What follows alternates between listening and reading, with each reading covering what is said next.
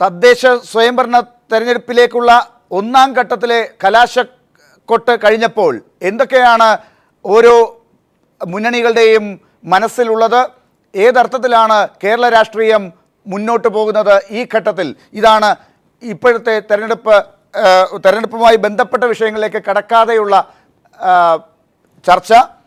ചർച്ചയിൽ പങ്കെടുക്കുന്നത് CPM സംസ്ഥാന സെക്രട്ടേറിയറ്റ് അംഗം ശ്രീ ആനത്തലവട്ടം ആനന്ദൻ, കോൺഗ്രസ് നേതാവ് ശ്രീമതി ബിന്ദു കൃഷ്ണ, BJP നേതാവ് അഡ്വക്കേറ്റ് JR പത്മകുമാർ, മുതിർന്ന മാധ്യമപ്രവർത്തകൻ ശ്രീ ജേക്കബ് ജോർജ് എന്നിവർ. ഏറ്റവും ആദ്യം ശ്രീമതി ബിന്ദു കൃഷ്ണ, തെരഞ്ഞെടുപ്പിൻ്റെ തൊട്ട് തലേന്നാൾ പ്രതിരോധത്തിലായ അവസ്ഥയിലാണ് നിങ്ങൾ. അതിനെ മറികടക്കാൻ ഇന്നൊരു അന്വേഷണം പ്രഖ്യാപിച്ചിട്ടുണ്ടെങ്കിൽ കൂടി എന്താണ് അതിനെക്കുറിച്ച് പറയാനുള്ളത്?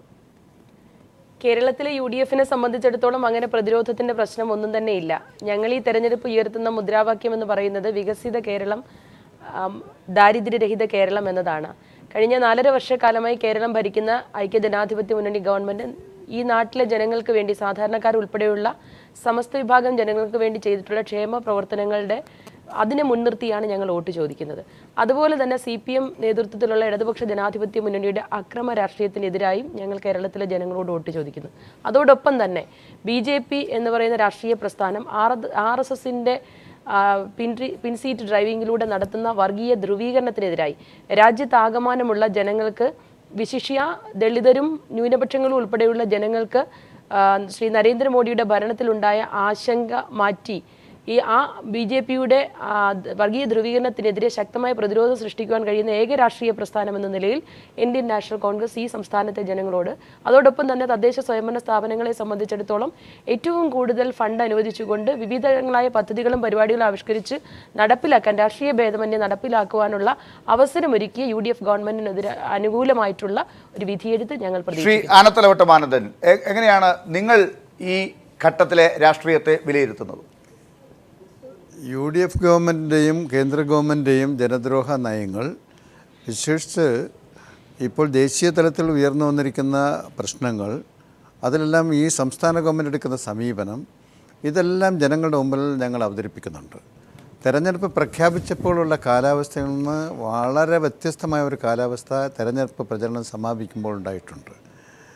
വർഗീയ ഫാസിസ്റ്റ് ശക്തികൾക്കെതിരായി CPM എടുക്കുന്ന നിലപാടിനെ UDFനകത്ത് നിൽക്കുന്ന ആൾക്കാർ ഉൾപ്പെടെ സ്വാഗതം ചെയ്യുന്ന ഒരു സാഹചര്യമാണുള്ളത്. UDF ഗവൺമെൻറ്റിൻ്റെ കാര്യത്തിലാണെങ്കിൽ ഈ ഗവൺമെൻറ് അധികാരത്തിൽ വന്ന ശേഷം കേരള ചരിത്രത്തിൽ ഇത്രയും അഴിമതി ആരോപണത്തിന് വിധേയമായ ഒരു ഗവൺമെൻറ് ഉണ്ടായിട്ടില്ല. ഒരുപാട് ഗവൺമെൻറ്റുകൾ ഇവിടെ ഭരിച്ചിട്ടുണ്ട്. തുടക്കം മുതൽ ഒടുക്കം വരെ ഈ 4.5 വർഷക്കാലം ജനങ്ങളുടെ ജനകീയ പ്രശ്നങ്ങൾക്കൊന്നും പരിഹാരം കാണാൻ സാധിച്ചിട്ടില്ല. ഉള്ള വ്യവസായശാലകൾ അടച്ചുപൂട്ടുകയാണ്, തൊഴിലെടുത്തവൻ്റെ പണി ഇല്ലാതാക്കുകയാണ്, വിലക്കയറ്റം ആകാശം മുട്ട ഉയർന്നു വന്നിരിക്കുന്നു, പൊതുവിതരണ സംവിധാനങ്ങളൊക്കെ തകർന്ന് തരിപ്പണമായി. ആ തരത്തിൽ ശ്വാസം മുട്ടുകയാണ് ജനങ്ങൾ. തൊഴിലിനെതിരായ ചെറുപ്പക്കാർ അധോഗതിയിലാണ്. ഒരു പുതിയ തൊഴിലവസരം ഉണ്ടാക്കാനായിട്ട് ഗവൺമെൻറ് സാധിച്ചിട്ടില്ല. ഇതിനെല്ലാം പുറമെയാണ് സോളാർ തൊട്ട് ഇങ്ങോട്ട് വന്ന അഴിമതി ആരോപണങ്ങൾ. ഇപ്പോൾ ഏറ്റവും ഒടുവിലായി വന്ന ബാർ കേസിൽ വന്ന വിജിലൻസ് കോടതിയുടെ വിധി. ഈ ഗവൺമെൻറ് ഇത്രയും ദയനീയമായി പരാജയപ്പെട്ട ഒരു ഗവൺമെൻറ് ഉണ്ടോ? നോക്കൂ, ഗവൺമെൻറ് പറഞ്ഞു മാണിയുടെ പേരിൽ കുറ്റപത്രം സമർപ്പിക്കേണ്ടതില്ല, തുടരന്വേഷണം വേണ്ട എന്ന് ഗവൺമെൻറ്റിന് വേണ്ടി കയറി വാദിച്ചു. കോടതി പറഞ്ഞു നക്ഷത്രം പോലുള്ള തെളിവുകൾ നിലനിൽക്കുകയാണ്, ഈ പറയുന്നത് ശരിയല്ല, തുടരന്വേഷണം ആവാം. ആദ്യം സുകേശൻ എന്ന് പറഞ്ഞ SP അയാൾ ഏതൊരു ഇടതുപക്ഷക്കാരനാണെന്നുള്ള മട്ടിലായിരുന്നു പ്രചരണമൊക്കെ. യഥാർത്ഥത്തിൽ ആ വിൻസെൻ്റ് പോൾ എന്ന് പറഞ്ഞ ഡയറക്ടർ DGP അദ്ദേഹത്തിനെ ഇങ്ങനെ അപമാനിക്കേണ്ട കാര്യമുണ്ട്. അദ്ദേഹത്തെ കൊണ്ട് ആ അന്വേഷണ ഉദ്യോഗസ്ഥൻ കൊടുത്ത റിപ്പോർട്ടിന് വിരുദ്ധമായി മാണിയെ രക്ഷിക്കാൻ റിപ്പോർട്ട് കൊടുത്ത് അതിപ്പോൾ വിജിലൻസ് കോടതി എടുത്ത് ചവറ്റുകൂട്ടേ കളഞ്ഞു. എന്നിട്ട് നമ്മുടെ കോൺഗ്രസിൻ്റെ സമുന്നതനായ നേതാവ് ആദർശധീരന്മാരെന്ന് പറയുന്നവർ ജനവിധി വരട്ടെ, അതൊക്കെ ജനങ്ങൾ തീരുമാനിക്കട്ടെ, ഒരു കൊലയാളിയെ ജനങ്ങൾ അയാൾ മത്സരിക്കുന്ന ഒരു പഞ്ചായത്ത് വാർഡിൽ അയാളുടെ കുടുംബക്കാരും വേണ്ടപ്പെട്ടവർക്ക് വോട്ട് ചെയ്ത് അയാൾ ജയിപ്പിച്ചാൽ അയാൾ കൊലയാളി അല്ലാതാവുമോ? കോടതിയല്ലേ തീരുമാനിക്കും. ഇതാണ് ഇപ്പോൾ ഇടതുപക്ഷത്തിൻ്റെ വിലയിരുത്തൽ. ശ്രീ JR പത്മകുമാർ, BJP എങ്ങനെയാണ് ഈ ഘട്ടത്തിൽ സംസ്ഥാനത്തെ രാഷ്ട്രീയം വിലയിരുത്തുന്നത്?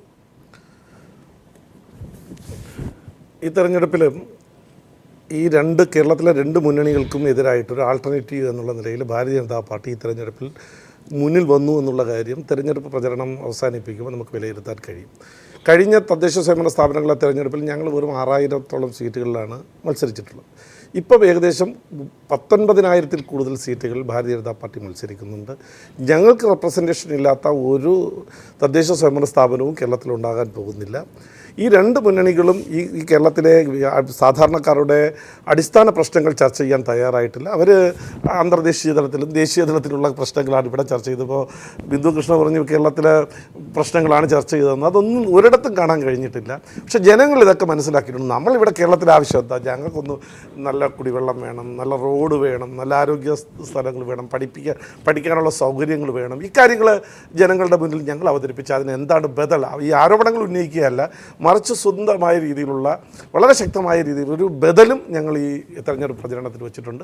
അതുകൊണ്ട് തീർച്ചയായിട്ടും ഈ തെരഞ്ഞെടുപ്പിൽ ഭാരതീയ ജനതാ പാർട്ടിക്ക് ഒരു വലിയ മുന്നേറ്റമുണ്ടാകും. ഈ അടുത്ത 2016 നടക്കാൻ പോകുന്ന തെരഞ്ഞെടുപ്പിൻ്റെ ആദ്യ ഒരു തുടക്കം എന്നുള്ള നിലയിൽ UDF-ൻ്റെ ഭരണത്തിൻ്റെ അവസാനമാണെങ്കിൽ ഞങ്ങളുടെ കേരളത്തിൽ വരാൻ പോകുന്ന ഭരണത്തിൻ്റെ തുടക്കം എന്നുള്ള നിലയിൽ ഈ തെരഞ്ഞെടുപ്പിനെ ഞങ്ങൾ കാണും. റൈറ്റ്. ശ്രീ ജേക്കബ് ജോർജ്, താങ്കൾ എങ്ങനെയാണ് മനസ്സിലാക്കിയിട്ടുള്ളത്? കഴിഞ്ഞ ഒരു മാസക്കാലമായി തദ്ദേശ തെരഞ്ഞെടുപ്പിൻ്റെ തിരക്കിലായിരുന്നു എല്ലാ രാഷ്ട്രീയ പാർട്ടികളും. പലതരത്തിലുള്ള സംഭവ വികാസങ്ങൾ രാജ്യത്തെയും രാജ്യത്തിന് പുറത്തുമൊക്കെ ഉണ്ടായിരുന്ന സംഭവ വികാസങ്ങൾ വരെ നമ്മുടെ സംസ്ഥാനത്ത് ചർച്ചാ വിഷയമായിട്ടുണ്ട്.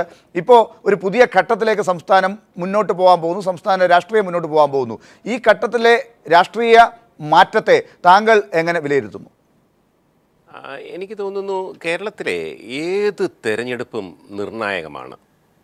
ഒരു പക്ഷേ അതിനകത്ത് ജനങ്ങളുടെ ഒരു തീരുമാനം എന്ന് പറയുന്നത് സുപ്രധാനമാണ്.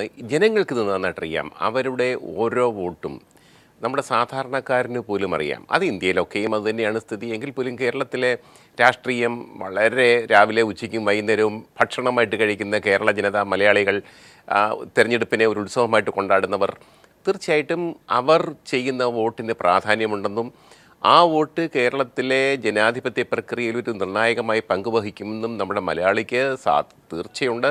പക്ഷേ ഈ തിരഞ്ഞെടുപ്പിൽ കാണുന്നത് ജനങ്ങളുടെ ഒരു ഉത്സാഹം അത്ര പ്രകടമല്ല എന്ന് കരുതി അവർ മനസ്സിൽ എന്തോ തീരുമാനിച്ചുറപ്പിച്ചിട്ടുണ്ട് എന്നതിൽ യാതൊരു വ്യത്യാസവുമില്ല. അവരുടെ മനസ്സിൽ അവർ തീരുമാനമെടുത്തിട്ടുണ്ട്.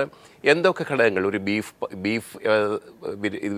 ബീഫ് വിഷയമാണോ, വെള്ളാപ്പള്ളി വിഷയമാണോ, BJP കടന്നു വരുന്നു എന്നുള്ളതാണോ, ന്യൂനപക്ഷക്കാരുടെ ആശങ്കയാണോ, എന്തൊക്കെയാണെങ്കിൽ, അതോ ഈ ജനാധിപത്യ മുന്നണി ഗവൺമെൻറ് പോരാ, അല്ലെങ്കിൽ ഉമ്മൻചാണ്ടി നല്ല മുഖ്യമന്ത്രിയാണ്, ഈ ചിന്തയാണോ, എന്തൊക്കെയാണെങ്കിലും ശരി, കേരളത്തിലെ മലയാളി ഒരു തീരുമാനമെടുത്തിട്ടുണ്ട്. അവരുടെ മുഖത്ത് നോക്കിയാൽ ആ തീരുമാനം എടുത്തിട്ടുള്ളതറിയാം. അവരത്ര വലിയ ഉത്സാഹം സാധാരണ ഒരു നിയമസഭാ തിരഞ്ഞെടുപ്പിൽ ജനങ്ങൾ കാണിക്കുന്ന ഉത്സാഹമൊന്നും ഇപ്പോൾ കാണിക്കുന്നുണ്ടെന്ന് എനിക്ക് തോന്നുന്നില്ല. പക്ഷേ ആ തീരുമാനമെടുത്തതിൻ്റെ ഒരു രീതി കേരളത്തിൽ അങ്ങോളം ഇങ്ങോളം, ഞാൻ പലയിടത്ത് യാത്ര ചെയ്തു ഈ ദിവസങ്ങളിൽ, അങ്ങോളം ഇങ്ങോളം കാണാനുണ്ട് എന്നുള്ളതാണ് എനിക്കിപ്പോൾ സൂചിപ്പിക്കുന്നത്. ശ്രീ ജേക്കബ് ജോർജ്, അതായത് താങ്കൾ അങ്ങോളം ഇങ്ങോളം യാത്ര ചെയ്തതിൽ നിന്ന് ഒരു പക്ഷേ വേണമെങ്കിൽ ഒരു നിശബ്ദ തരംഗത്തിന് പോലുമുള്ള സാധ്യത എവിടെയൊക്കെയോ വേണമെങ്കിൽ വായിച്ചെടുക്കാനുള്ള സാധ്യത പോലുമുണ്ട് എന്ന് പറയുമോ താങ്കൾ? അതിന് രണ്ട് സാധ്യതകളാണ് ലാൽ അതിനകത്തുള്ളത്. ഒന്ന്, വേണമെങ്കിൽ ഇപ്പോൾ UDF ഗവൺമെൻറ് പ്രതീക്ഷിക്കുന്നത് പോലെ, ആഗ്രഹിക്കുന്നത് പോലെ, അവർ ഇപ്പോൾ പറയുന്നത് പോലെ ഒരു ഭരണ തുടർച്ചയ്ക്ക് വേണ്ടിയുള്ള ഒരു തെരഞ്ഞെടുപ്പ്, നിയമസഭാ തെരഞ്ഞെടുപ്പിന് തൊട്ട് മുമ്പ് നടക്കുന്ന പഞ്ചായത്ത് തെരഞ്ഞെടുപ്പ്, അവിടെ UDF-നൊരു വോട്ട് എന്നതാവാം ഒരു പക്ഷേ ലാലി സൂചിപ്പിക്കുന്ന തരംഗത്തിൻ്റെ പിന്നിൽ.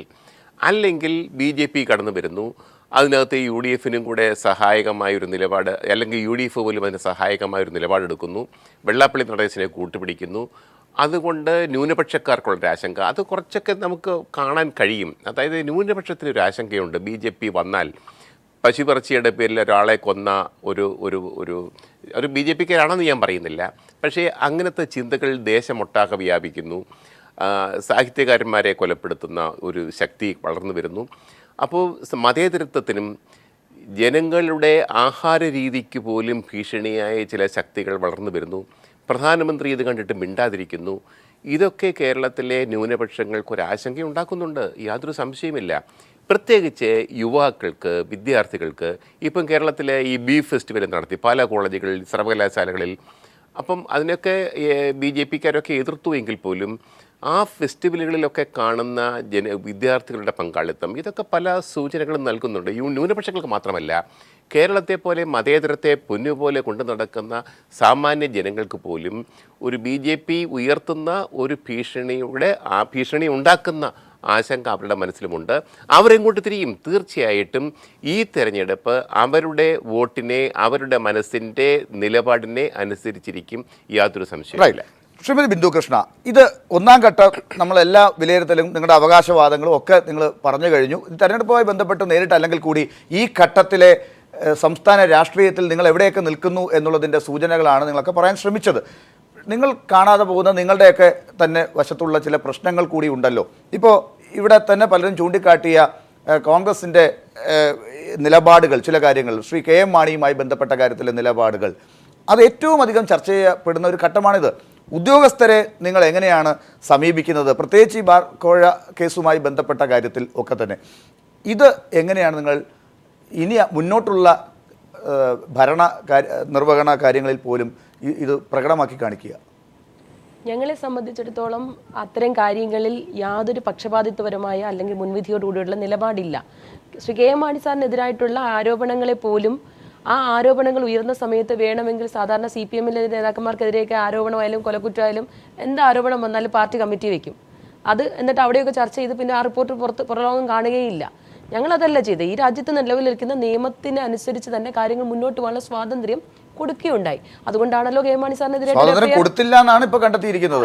അവിടെ അന്വേഷണ ഉദ്യോഗസ്ഥൻ കണ്ടെത്തിയ കാര്യങ്ങളിൽ ഇടപെട്ടുകൊണ്ട് ഡയറക്ടർ അദ്ദേഹത്തിൻ്റെ മനസ്സിലുണ്ടായിരുന്ന ചില കാര്യങ്ങളാണ് അവതരിപ്പിച്ചത് എന്നുള്ളതാണ് കോടതി തുറന്നു പറഞ്ഞത്. അതുകൊണ്ടാണ് അദ്ദേഹം ഇപ്പോൾ അവധിയിൽ പോയിരിക്കുന്നത്.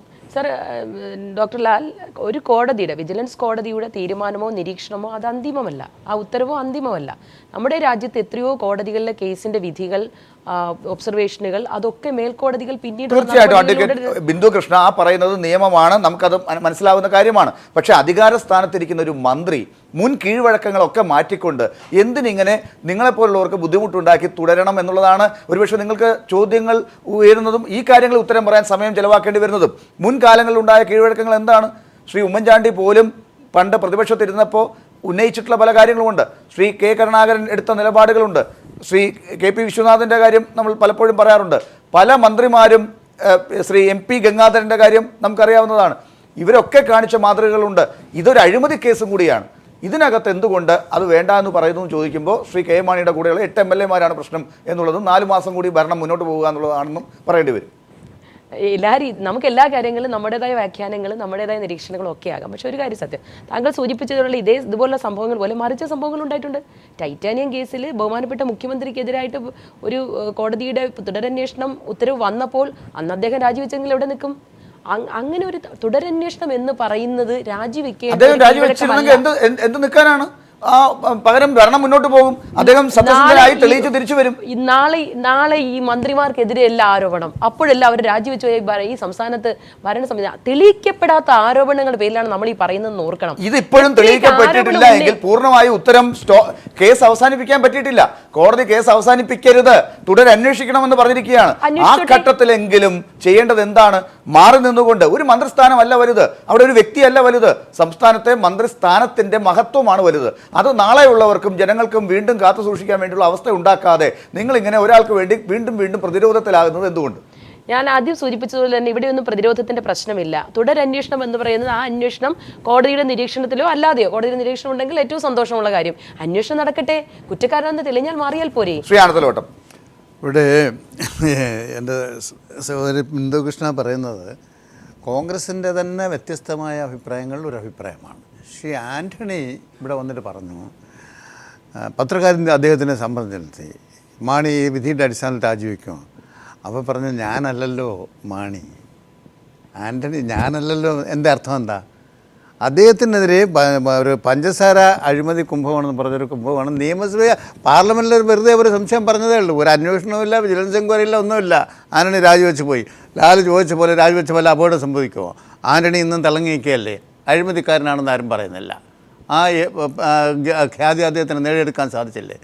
ആ റോൾ എന്തുകൊണ്ട് ഇപ്പോൾ പറഞ്ഞ ടൈറ്റാനിയം അഴിമതി കേസ് അവസാനിച്ചിട്ടില്ല. പാമായിൽ അഴിമതി ശ്രീ ഉമ്മൻചാണ്ടി തന്നെ ഇന്നലെ പറഞ്ഞു പാമായിൽ ആരോപണം വന്നപ്പോൾ ഞാൻ രാജിവെച്ചെങ്കിലോ. ഇപ്പോൾ സുപ്രീം കോടതി കിടക്കുകയാണ്, ഇപ്പോഴും ഊരിപ്പോയിട്ടില്ല. ആ പാമാലിൻ്റെ കേസ് PUC ചർച്ച ചെയ്ത് MM ഹസൻ ചെയർമാനായിരിക്കുമ്പോൾ ഈ CAG കണ്ടെത്തിയതിനേക്കാൾ കൂടുതൽ നഷ്ടം വരുത്തിയിട്ടുള്ളതാണ് ആ കേസ് എന്ന് പറഞ്ഞ് വന്നിട്ടുള്ള ആ കേസും പോയിട്ടില്ല. കേസും പോയിട്ടില്ല. അപ്പോൾ അതുകൊണ്ട് ഇവിടെ അതല്ല ഒരു അന്വേഷണം നടത്തി അന്വേഷണ റിപ്പോർട്ടിൽ തെളിവുകളോട് ഹാജരാക്കിയതിനെ തമസ്കരിക്കാൻ വിജിലൻസ് ഡയറക്ടർ ഉപയോഗിച്ചു. അദ്ദേഹം ഇതിൽ കുറ്റവാളിയല്ല, അതുകൊണ്ട് തുടരന്വേഷണം വേണ്ട, മണ്ണിൻ്റെ പേരിൽ കേസ് ചാർജ് ചെയ്യേണ്ടെന്ന് എഴുതി കൊടുത്തതിനെ കോടതി തള്ളി.